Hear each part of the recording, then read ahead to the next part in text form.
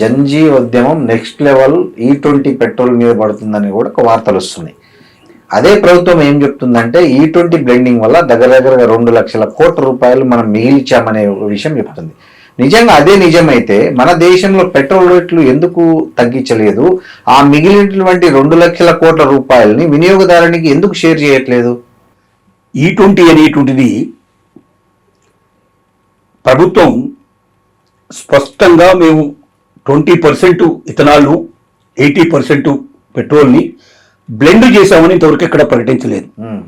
ప్రయోగాత్మక దశలో ఉన్నది, ప్రయోగాలు చేస్తున్నారు, ప్రయోగాల్లో సక్సెస్కు దగ్గరగా వచ్చామని చెప్పుకుంటూ వచ్చింది.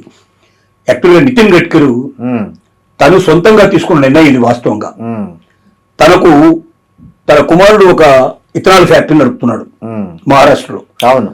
ఆ ఫ్యాక్టరీలోంచి తీసుకొని అక్కడ ప్రయోగాలు చేసి ఆ ప్రయోగాలు సత్ఫలితాలు ఇచ్చిన తర్వాత దాన్ని దేశమంతా కూడా ప్రయోగించమని చెప్పి పెట్రోల్ ఏదైతే కంపెనీస్ ఉన్నాయో వాటిని రిక్వెస్ట్ చేసి వాటి ద్వారా దీన్ని అమలు పరిచే ప్రయత్నం చేశాడు.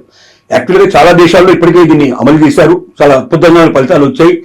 E20 కాదు, E80 100% ఇథనాల్ను కూడా ఉపయోగించి వెహికల్స్ నడుపుతున్నారు. అక్కడ గ్యాసు పొయ్యిలు వెలిగించగలుగుతున్నారు. అక్కడ అనేక అద్భుతాలు చేస్తున్నారు. దీన్ని ఎలక్ట్రిసిటీ కూడా వాడుకుంటున్నారు. అన్ని రకాలుగా వాడేటువంటి పరిస్థితి ఏర్పడింది. కాకపోతే భారతదేశం ఆ రకమైనటువంటి ప్రయోగాలన్నింటినీ తీసుకొని ఇక్కడ కంప్లీట్ చేయాలి. కానీ ఎందుకు చేయలేదు ఇప్పటిదాకా అంటే, సెంట్రల్ గవర్నమెంట్కి స్టేట్ గవర్నమెంట్కి లక్షల కోట్లు తెచ్చి పెడుతున్నది ఏమిటి అంటే పెట్రోల్ డీజిల్. ఆ పెట్రోల్ డీజిల్ కాస్త ఇథనాల్ రూపంలో బయటకు వచ్చిందంటే ఇథనాల్ 20% ఆగదు. 20% 40 అవుతుంది, 40 60 అవుతుంది, 80 అవుతుంది. కొన్నాళ్ళు పోయిన తర్వాత మొత్తం ఇథనాలే వాడే పరిస్థితి పడితే మారుతి వాడు 85% తో ఒక కార్ కూడా లాంచ్ చేసి ఆల్రెడీ చేశారు. మిగతా కంపెనీలు కూడా చేయబోతున్నాయి. ఈ పరిస్థితి ఏర్పడితే రేపు పొద్దున భవిష్యత్తు లోపల వీళ్ళకి కనీసం ఇప్పుడు వస్తున్నటువంటి ఆదాయంలో 10% కూడా రాదు. ఎందుకంటే అది ఖర్చు, దాని మొత్తం అది తయారు అయ్యేటువంటి విధానానికి 10 రూపాయలు 15 రూపాయల లోపల ఇథనాల్ 1 లీటర్ మనకు దొరుకుతుంది. 10 రూపాయలు ఎక్కడ, 110 రూపాయలు. గడ్కరీ చెప్పాడు కదా అంతకుముందు 15 రూపాయలకి లీటర్ వచ్చే అంతే. 10 నుంచి 15 రూపాయలు వస్తుంది. 15 రూపాయలు వచ్చింది అనుకోండి, 15 రూపాయల మీద సెంట్రల్ గవర్నమెంట్ ఏం తీసుకుంటుంది, స్టేట్ గవర్నమెంట్ ఏం వేసుకుంటుంది? మాక్సిమం అయితే 30 రూపాయలకు 35 రూపాయలకు అమ్ముతారు. 10 రూపాయలు 15 రూపాయల కన్నా ఎక్కువ రాదు. ఇవాళ వస్తున్నటువంటి 60 నుంచి 65 రూపాయలు దీని మీద ఇద్దరు కలిసి సంపాదించుకుంటుంది.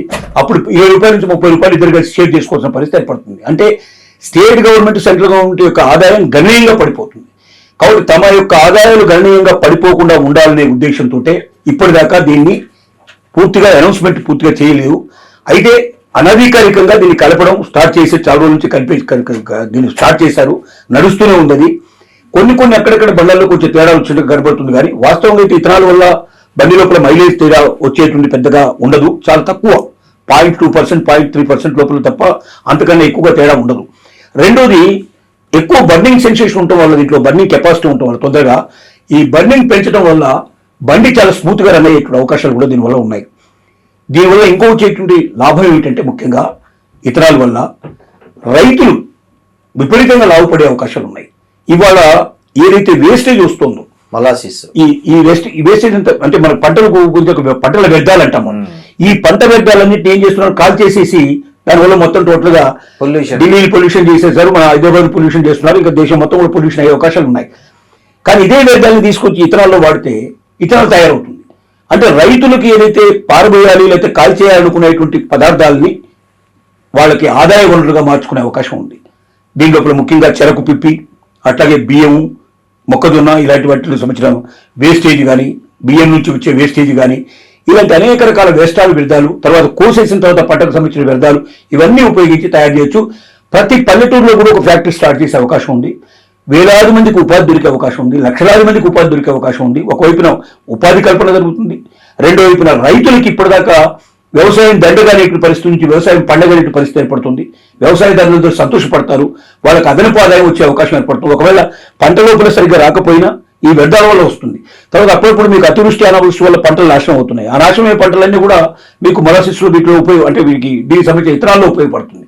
ఇలా ఇతరాల్లో ఉపయోగపడటం వల్ల ఏమవుతుంది, ఆ కనీసం గిట్టుబాటు ధరలన్నా కనీసం వాళ్ళకు దొరికే అవకాశం ఉంటుంది. ఆ సంవత్సరానికి వాళ్ళు కనీసం ఆనందంగా సంతోషంగా గడపడానికి అవకాశం ఏర్పడుతుంది. ఇన్ని రకాలుగా అవకాశాలు ఉన్నాయి దీనివల్ల. ముఖ్యంగా పర్యావరణ పరిస్థితి, కాలుష్యం అంతా కూడా నివారించబడుతుంది. ఇవాళ మనకు దొరికేటువంటి పెట్రోల్ కానీ డీజిల్ వల్ల కానీ వీటి వల్ల మనకు కర్బన కర్బనకు సంబంధించినటువంటి కర్బనాలు ఏవైతే ఉన్నాయో రిలీజ్ అవుతున్నటువంటివి గాలిలో కలిసిపోయి మొత్తం కార్బన్ డైఆక్సైడ్ అంతా వ్యాపించేసిపోయి మనుషులందరూ కూడా ప్రాణాపాయాలు జబ్బులు రావడానికి అవకాశాలు ఏర్పడ్డాయి. కానీ ఇతరాల లోపల అవన్నీ ఏం లేవు. ఎందుకంటే ఇవి వ్యవసాయ ఆధారిత వ్యర్థాల నుంచి తయారవుతుంది కాబట్టి ఇది చాలా మంచిది. ఇది ఆరోగ్యానికి మంచిది, అలాగే మనకు వాతావరణానికి కూడా చాలా మంచిది. అంటే భవిష్యత్తు లోపల వాతావరణ కాలుష్యం లేని నగరాలుగా మన నగరాలు రూపొందుకుంటున్నాయి. అలాగే ప్రపంచం లోపల మన యొక్క దేశ స్థాయి ఔన్నత్యం బాగా పెరిగే అవకాశం ఉంది. ఇన్ని రకాలుగా లాభాలు ఉండేటువంటి E20ని ప్రభుత్వాలు ప్రోత్సహించాల్సిన అవసరం ఉంది. ప్రజలు కూడా ప్రోత్సహించాలి. కొంతమంది తెలియక గుడ్డిగా దీనికి వ్యతిరేకంగా ప్రవర్తించే ప్రయత్నం చేస్తున్నారు. ముఖ్యంగా జెన్జీ లోపల పూర్తిగా అవగాహన లేదు. కాబట్టి ఎక్కడికక్కడ అవగాహన సదస్సులు పెరగాలి. సినిమాలలో, టీవీలలో దీనికి సంబంధించిన అడ్వర్టైజ్మెంట్స్ చాలా పెరగాలి. ఇది వాస్తవమైన పరిస్థితుల్లో తెలియాలి. ఒకవేళ ఆ డౌట్స్ ఉంటే ఏం చేయాలి ప్రభుత్వం అంటే, ఇథనాల్ కలిపినటువంటి ఈ రేటు, కలిపినటువంటి పెట్రోల్ ఈ రేటు, కలిపినటువంటి పెట్రోల్ ఈ రేట్ అని రెండు వేరువేరుగా ఇప్పుడు రెండు వేరువేరుగా వేరువేరుగా అమ్మినప్పుడు ఆటోమేటిక్ పబ్లిక్ తెలిసే అవకాశం, ఇష్టమైతే కొనుక్కుంటారో లేకపోతే లేదు. దానికి వ్యతిరేకించాల్సిన అవసరం కానీ గొడవ పెట్టాల్సిన అవసరం కానీ ఉండదు. నీకు 110 రూపాయలు పెట్టి అది కొనుక్కుంటావా?